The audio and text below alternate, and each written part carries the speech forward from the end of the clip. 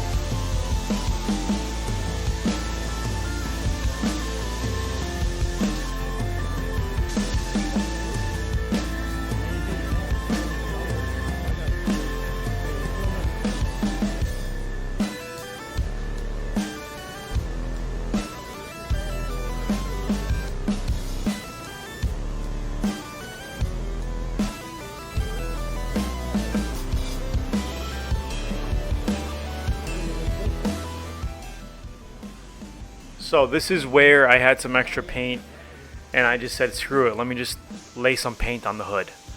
Alright, so we're just laying some extra paint here on the hood, third coat actually.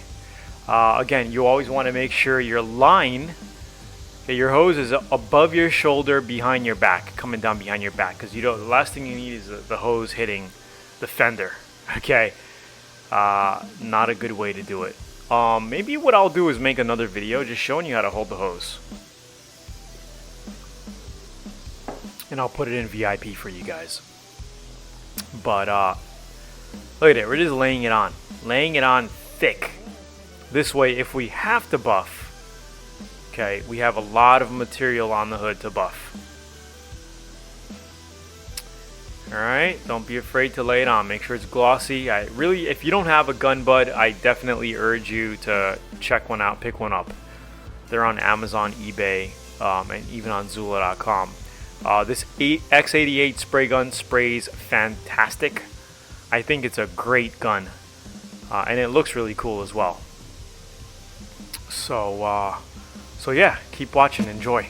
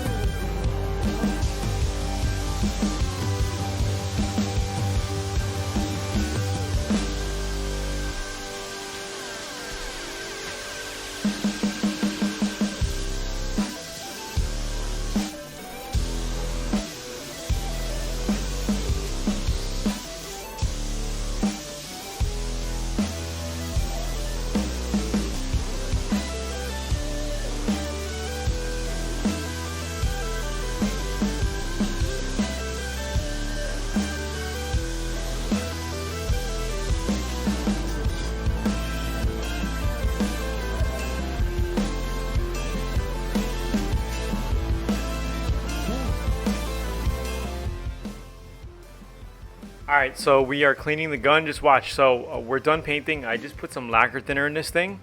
First thing I do when I'm done is just clean the tip, run lacquer thinner through the cup. Alright, and right now I'm not using the disposable cup system. Right, I had it, but I was like, let me just use this because I could put much more paint in it. This is a 1,000 milliliter paint cup. Okay, so all I do is just put lacquer thinner in it. See, I'm just kind of squirting it out, and I'm going to clean the body of the gun. I'm going to clean the tip a little bit and just rinse it out. Okay, a lot of people, okay, the only thing you're going to really take apart on this gun is the tip, okay, the needle, and the front air cap. That's all you're taking out. But right for now, I'm just going to just clean the cup, clean it, rinse lacquer thinner through it, get paint, get thinner through my needle and coming out of the tip of the gun. And then you can clean it later. You just want to get the paint out, number one. Okay, you can see how I'm just cleaning it. That's all you want to do. And then later, go ahead, you could pull off the air cap, you could pull off the tip, take out the needle, and just run some thinner and clean all that up. And then you're good. You don't have to even take the knobs off. Everybody, they ruin a lot of newbies ruin their guns because they just take them apart more than they should. You don't have to do that. And I really highly advise you not to soak your guns in thinner. Okay, some people take their guns apart and they just throw it in thinner and they leave it there. Not advised to do with any gun. Okay, because some guns have plastic O-rings and seals and things like that. They end up expanding. Okay, they absorb the thinner, they expand, and you ruin your gun. So highly advise not to do that. Okay, just clean your gun. It only takes 5-10 minutes and you're done. Okay, you're ready for your next job. Pretty much that's it. So this is my second cup of thinner here, just kind of cleaning around my cap. My cap area, clean the cup out, rinse it out, and that's pretty much it. Later on, I take the tip apart, take the needle out, clean that, and you're done. All right, thanks.